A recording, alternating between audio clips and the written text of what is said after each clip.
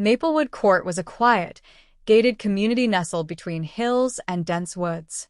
It was a neighborhood where families knew each other, kids played on the lawns, and every house seemed like it was cut from the same warm, comforting cloth.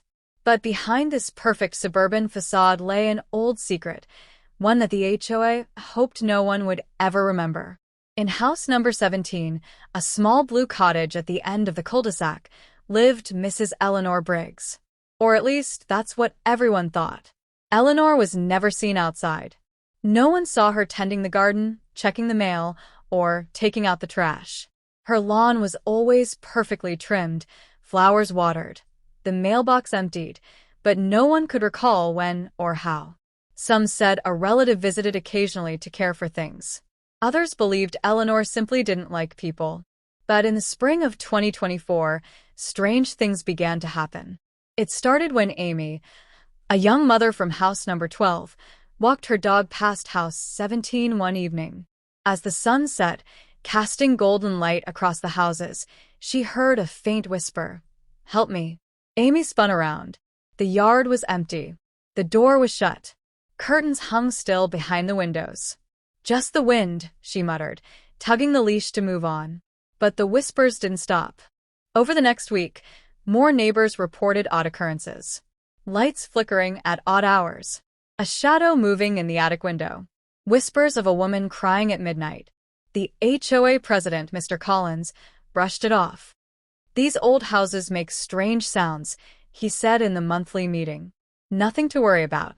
But the new tenant, Sam Carter, who had just bought house number 15, wasn't convinced. "I saw someone in that window last night," he insisted over coffee with Amy and her husband Dave. "I thought the house was vacant." Dave shook his head. "Nobody's seen Eleanor in years. They say her nephew checks in sometimes, but I've never met him." "Maybe we should visit?" Amy suggested, though her voice trembled. Sam agreed. "Tomorrow afternoon. Let's just knock. Maybe she needs help." The next day, under a cloudy sky, they approached house 17. The air felt heavier. The flowers strangely wilted despite regular watering. Sam knocked. No answer. He tried again, louder. Still nothing. Out of curiosity, he twisted the doorknob. It was unlocked. The door creaked open slowly, revealing a dim hallway smelling of dust and old wood. "Mrs. Briggs?" Sam called softly. No response. They stepped in cautiously. The house was eerily silent except for the faint ticking of an unseen clock. The living room was immaculate, spotless furniture, polished floors, fresh flowers on the table. "Strange," Amy whispered. "It's like someone's been here recently." Sam noticed something on the coffee table, an old photograph in a cracked frame. It showed a young woman, smiling, standing in front of the same house decades ago. On the back, faded words read, "Eleanor, 1981. First day in Maplewood Court." "She must have lived here forever," Dave murmured. Then they heard it.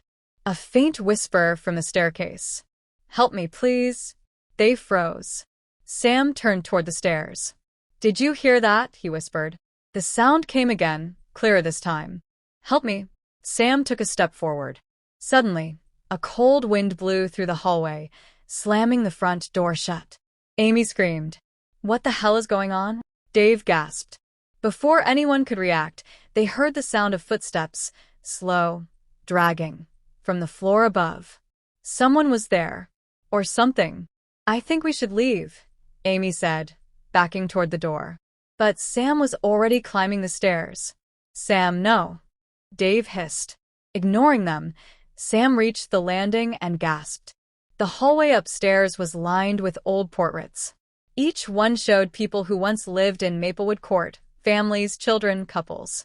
But their faces, they were scratched out. Every face except one. Eleanor Briggs, her image untouched, her cold eyes staring directly at him. Then he saw the door at the end of the hallway slightly ajar. From within came the faint sound of crying. He moved toward it. "Help me." The voice whispered again. Sam slowly pushed the door open, revealing a small bedroom covered in dust. On the bed sat a frail old woman, rocking slowly, her hair white, her face thin and pale. "Eleanor," Sam said softly. She looked up, eyes hollow, face wrinkled with despair. "Get out before he finds you," she croaked. "Who?" Sam asked, heart racing. But Eleanor only wept. Suddenly, the closet door behind her burst open. A shadow stepped out. Tall, faceless, drenched in darkness. Sam stumbled back as the thing reached for Eleanor, its cold, smoky fingers wrapping around her neck. "No," he cried. The shadow turned its head toward Sam. No eyes, no mouth, but an overwhelming sense of dread poured into him. "Run!" Eleanor screamed with her last breath as the shadow crushed her. Sam bolted down the stairs, yelling for Amy and Dave. They were gone. The front door stood wide open. The house behind him groaned, the walls whispering, "Stay forever?" He ran into the street, breathless, heart pounding. But his friends were nowhere to be found. The street was empty, dead silent. And house number 17 stood behind him, dark, lifeless, as if nothing had happened. The police came after Sam's frantic call, but they found no sign of Eleanor. No body. No shadow. Nothing. "House 17 has been empty for 10 years, Officer Blake said, shaking his head. "Mrs. Briggs died in 2014. Heart attack. No relatives, no tenant since." Sam felt the world spin. "No, we saw her. We heard her." But the officer dismissed him.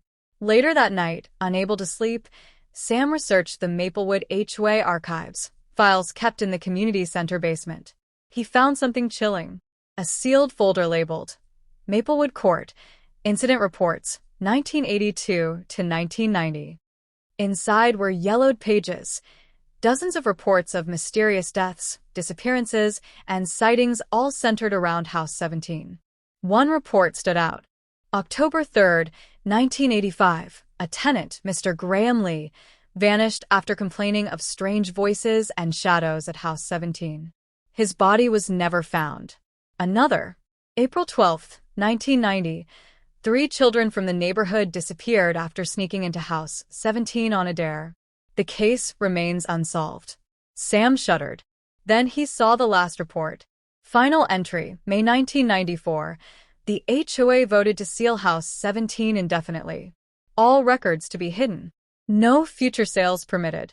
Property declared inactive. But someone had broken that rule. How did Eleanor live there until 2014? Sam wondered. A voice behind him whispered, "She never left." He spun around, but the basement was empty. The next day, Sam visited Mr. Collins, the HOA president. "I want answers," Sam demanded. "About House 17. Mr. Collins looked pale. His hands trembled. "You weren't supposed to go in there," Collins whispered. "We sealed that house for a reason. Eleanor was trapped by something." "What thing?" Sam pressed. Collins sighed. In 1982, a man named Victor Langley moved into House 17. Practiced dark rituals. Necromancy. One night, he vanished, leaving something behind. A shadow. Hungry for souls. It took him. And every tenant after. We kept the house empty for decades, but someone broke the seal last year. A developer forced us to put it back on the market. We thought it was safe. "It wasn't," Sam said grimly. Collins nodded. "Now it's awake again. And you've seen it. What do I do?" Sam whispered. "Leave," Collins urged. "Tonight. Before it comes for you." But as Sam returned home, he noticed something chilling. House number 17's curtains were open. A figure stood in the window, staring directly at him. It was Eleanor, her pale, hollow eyes watching, her mouth forming silent words. "Help me." Sam knew then it wasn't over. The shadow of House 17 had chosen a new tenant. And this time it wanted him. Forever.